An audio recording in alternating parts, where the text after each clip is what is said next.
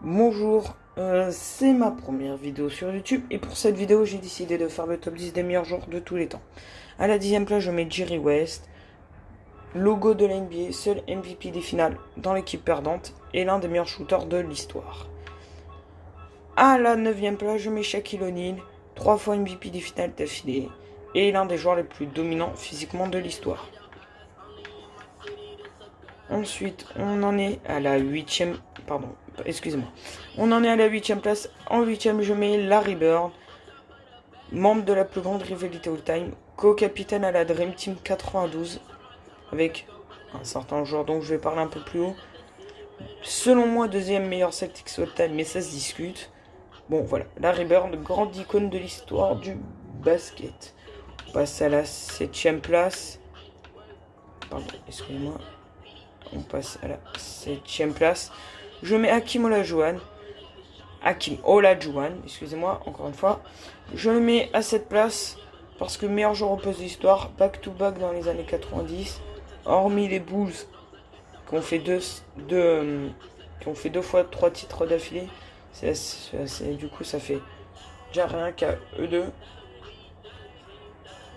Il y a 8 titres en 10 ans.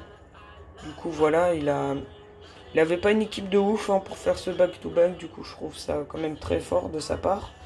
Du coup on va passer à la 6e place. Alors, à la 6e place, je crois qu'on l'a passé, il est là. À la 6e place, bon bah je parlais de gagner des titres. Bon bah lui il en a 11, Bill Russell, 11 titres. Le mec il s'est posé devant pour moi, la force la plus dévastatrice de l'histoire du basket. Donc c'est Will Chamberlain dont je vais parler plus haut. 11 titres, 8 titres d'affilée. Leader de la plus grande dynastie de l'histoire de la NBA. Et puis voilà. On passe du coup à la 5e place. À la 5e place, j'ai mis Magic Johnson. Je le mets à la 5e place. Parce que selon moi, bon, j'ai vraiment hésité avec le 4e. Même si je pense que le 4e, pour sa clutchitude, je le mets devant Magic qui a souvent... il a peut-être pas souvent de choc, mais quand il a choc, c'était sévère. Bon, voilà, meilleur meneur de l'histoire, meilleur passeur de l'histoire. Je parlais de dynastie, bon, bah ça va, les Lakers des années 80, c'est pas dégueu. Et puis voilà. On passe à la 4e place. Et là, ça va être très drôle parce que je mets Michael Jordan à la 4e place. Alors, je le mets même pas sur mon podium pour plusieurs raisons. Parce que déjà, si on combine stats, palmarès, je préfère les autres, enfin ceux que j'ai mis au-dessus, à Michael Jordan. Ensuite, bon, ça va, je vais passer pour un con, mais sur quel domaine il est le meilleur incontestablement, hormis la clutchitude. Le scoring, ça se discute avec les Kevin Durant, même les Bon, spoiler, j'ai mis LeBron James, mais je pense que c'était pas une surprise. Bon, ça se discute avec LeBron James, Kevin Durant, pour certains même Kobe Bryant. Bon, je le mets 4e. Je pense que je suis le seul à le mettre. Là, je pense que je suis l'un des rares à pas le mettre premier, mais en plus pas sur mon podium. Je pense que je suis seul. Bon, on passe à la 3e place. Il est où? Attendez, je crois qu'il est... Parce que... Ah, il est là. Je mets 8 en 3e devant Michael Jordan. Bah, statistiquement, je pense qu'on verra plus jamais ça, excusez. 50 points de moyenne sur une saison avec 27 rebonds. Sa saison rookie, 37-27. Rookie et MVP de saison régulière. Statistiquement, c'est le meilleur joueur de l'histoire. Statistiquement, si on prend les stats, sa moyenne en carrière, c'est 30,1 points, 22 rebonds, gérer 4 passes et nuits.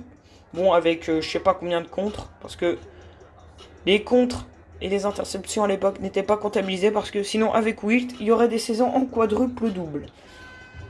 Bah non, attends. Non, il a pas fait les 10 passes, excusez-moi. On passe à la 2e place.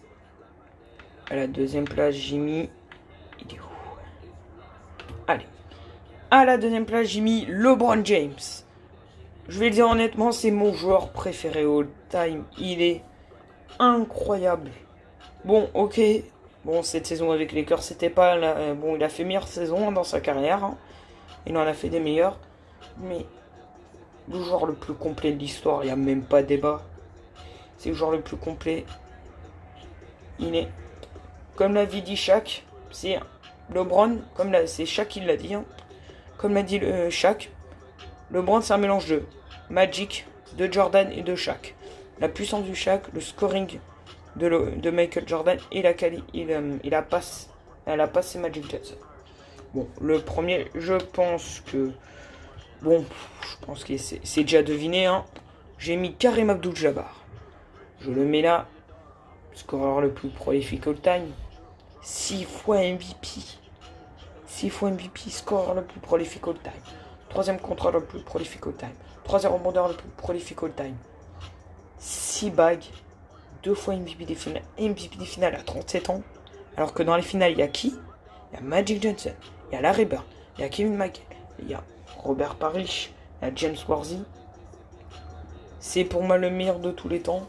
Si on combine stats, joueur intrinsèquement, ensuite icône dans ce qu'il a fait pour le basket, il a inventé le tir le plus indéfendable de l'histoire. Donc voilà, c'est mon premier, c'est selon moi le meilleur joueur de tous les temps. Donc c'est la fin de cette vidéo. Bon bah, au revoir.